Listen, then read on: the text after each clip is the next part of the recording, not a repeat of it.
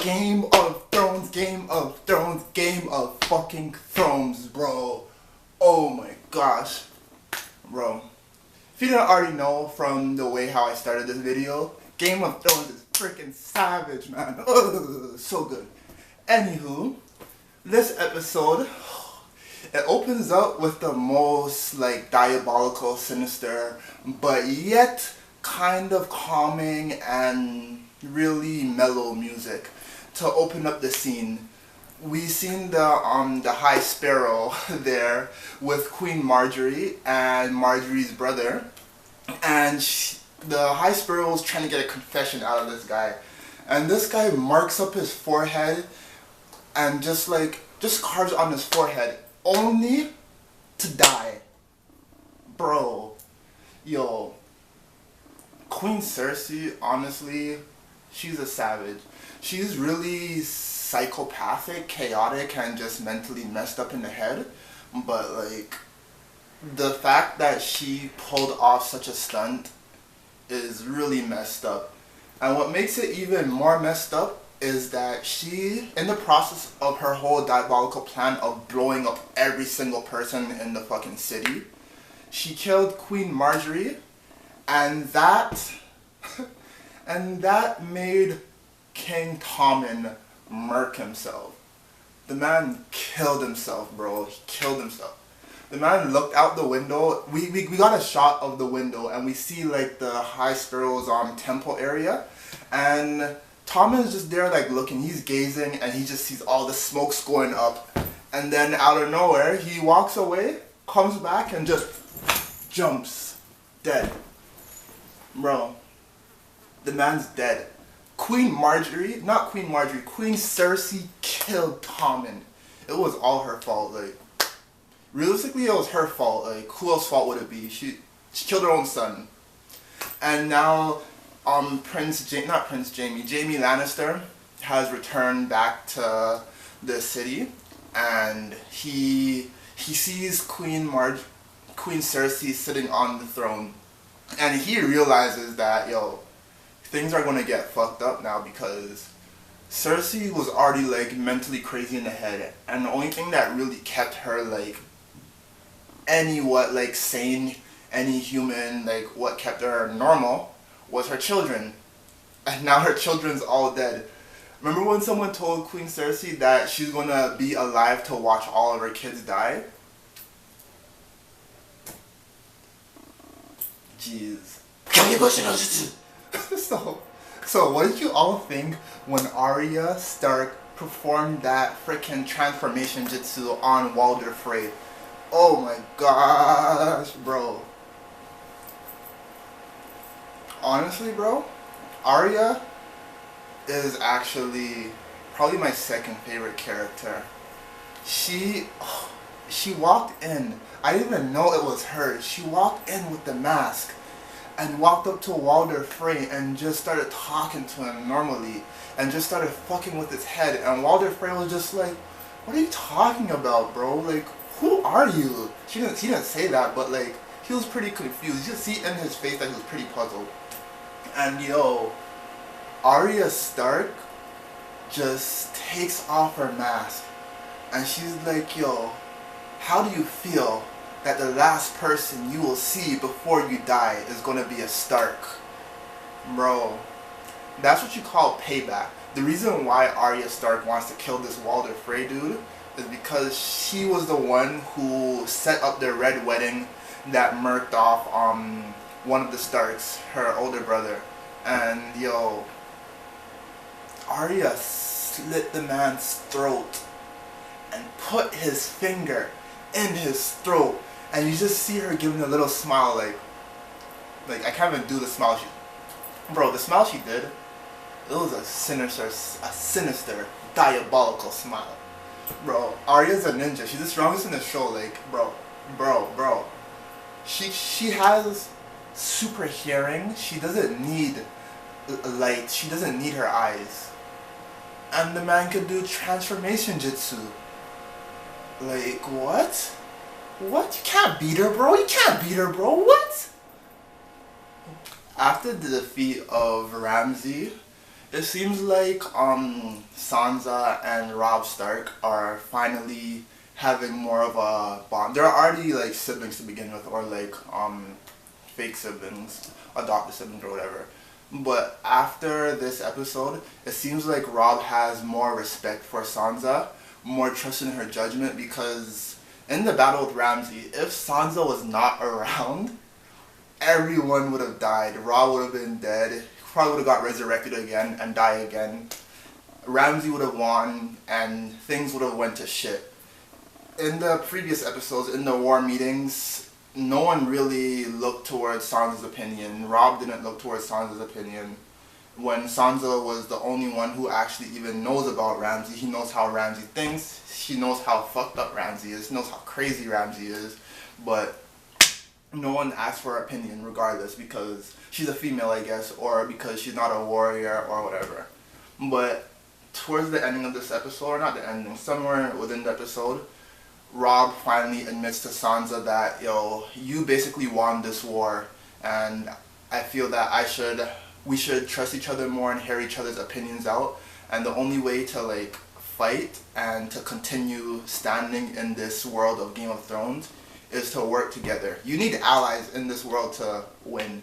You need allies to survive. And if you have no allies, like Queen Cersei, you're gonna die. But Queen Cersei's a badass, so she don't need no allies.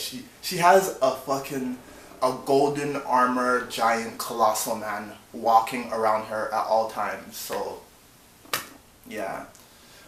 And with Sansa and Littlefinger's, it seems that Sansa still doesn't trust Littlefinger's, because Littlefinger's basically gave Sansa to Ramsay, a psychopath. And if it wasn't for Littlefinger's terrible ass judgment, none of this shit would have happened to Sansa. So yeah, Littlefinger's tried apologizing, but nah, boss, ain't happening. Sansa was just like, and then walked away. Poor Littlefinger's, but you know, then this guy tried to kiss Sansa. He tried holding her by her chin and be like, yo, you are the one true person who I love, and when you take over that throne, I want you by my side, or something like that. And she tries going in for the smooth kiss, but nah. Sansa just like, nah. Poor Littlefinger's, but oh well. So it seems like Varys and Mrs. Tyrell are going to form an alliance to take out Queen Cersei. Because Mrs. Tyrell is pretty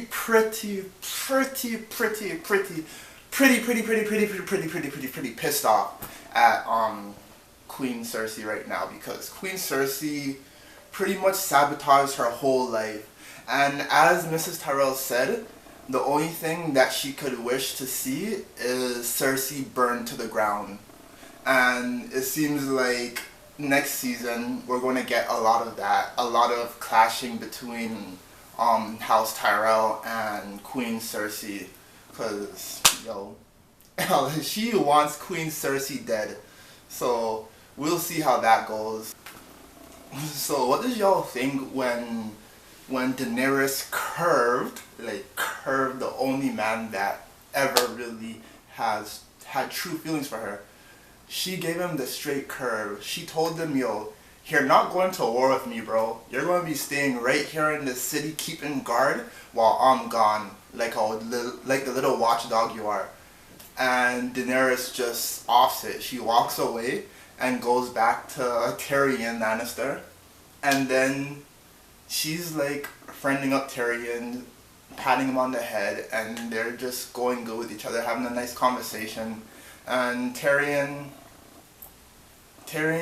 has a lot of faith in Daenerys, and Daenerys has a lot of faith in Tyrion. So what I think is going to happen later on is I think they're going to hook up.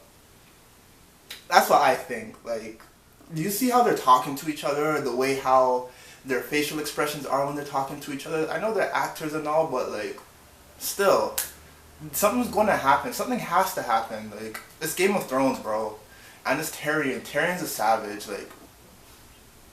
And Daenerys ends up giving Tyrion a little badge anointing him the right hand of the queen. So now Tyrion has more of a status power boost within the lands.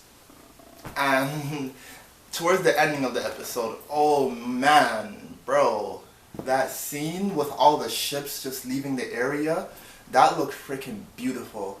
You see freaking the Unsolids, all the dragons floating in the sky, all the ships, the beautiful clear water, and you see Daenerys just standing there in the front, all badass, just.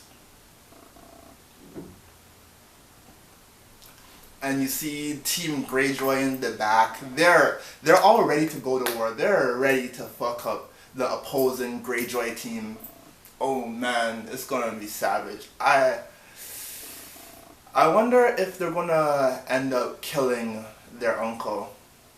I want to see how this is going to turn out. Like, I can't wait for the next season, man.